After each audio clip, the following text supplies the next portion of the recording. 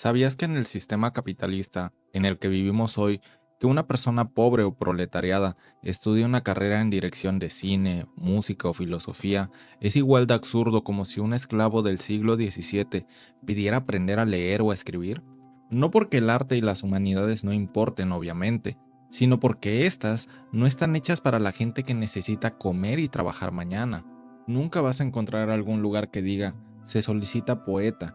Nadie necesita un poeta, y sin embargo, el mundo no sería lo mismo sin esas frases que tocan lo más sensible de nuestro ser.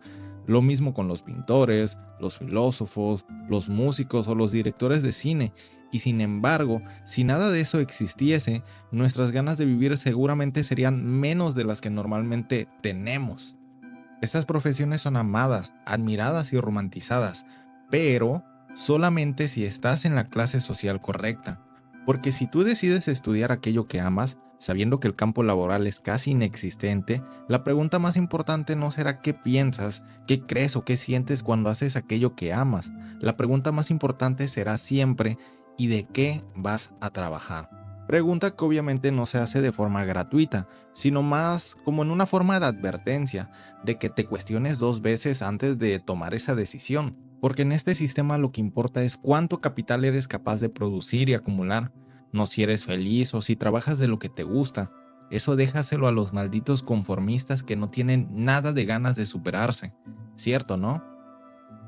La lógica del capitalismo se ha adherido a todo, incluso a la educación. Tener acceso a una educación es un derecho humano, como bien lo marca la UNESCO, pero que tengas derecho a la educación no quiere decir que tengas derecho a elegir en qué, ni mucho menos hablemos de la calidad de dicha educación, pero bueno, ese ya es un tema muy aparte. La imposibilidad de estudiar o de vivir de aquello que te gusta no es algo que se sufra como un golpe directo, es algo más sofisticado.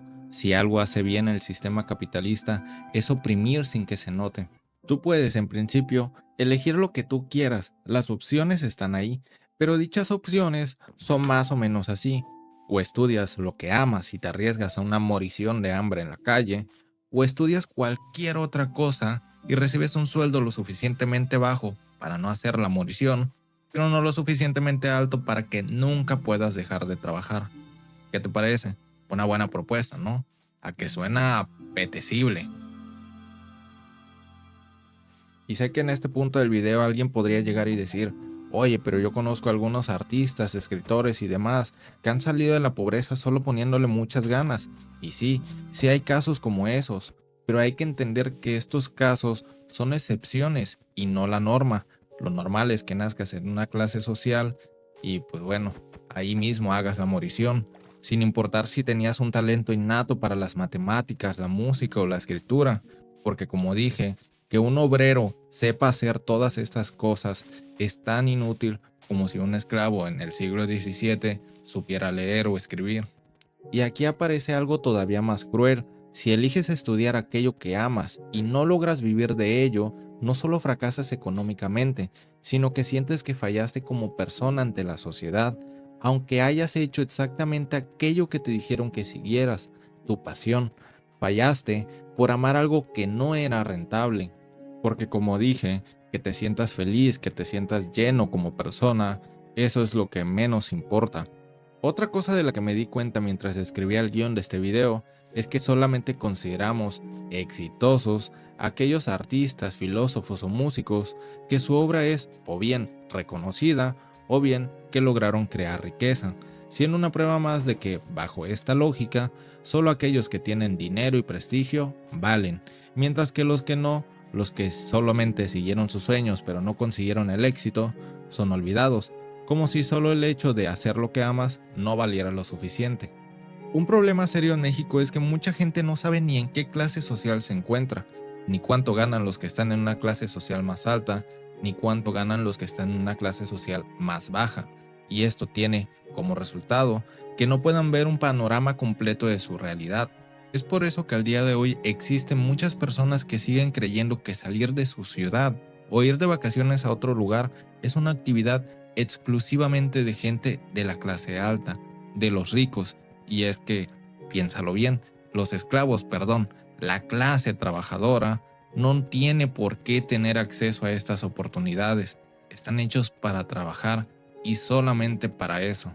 Ser conscientes de nuestra clase social nos ayuda a darnos cuenta no solamente de lo lejos que estamos de pertenecer a la clase alta, sino también de la cantidad de gente que sostenemos este gran sistema, de la cantidad de gente que sostenemos ese pequeñísimo número que conforma la clase alta.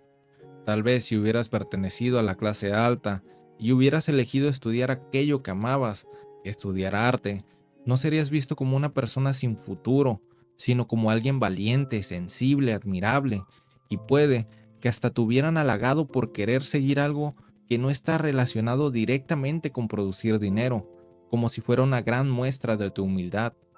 O tal vez podrías haber dedicado toda la calma posible para escribir aquella gran obra o esa gran novela que nunca has podido terminar porque necesitas ir a trabajar, o simplemente podrías haber vivido para lo que tú quisieras vivir.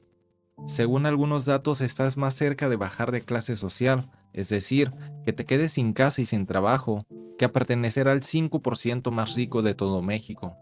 La pregunta no es si el arte importa, sino si la clase social en la que estás te permite dedicarte a ello, y si no es así, a quienes sí se le permite, quienes pueden estudiar sin pensar en el comer, cuántos talentos se pierden solamente por nacer en la pobreza. El capitalismo permite que todos amemos el arte, pero solamente si no lo necesitamos para vivir.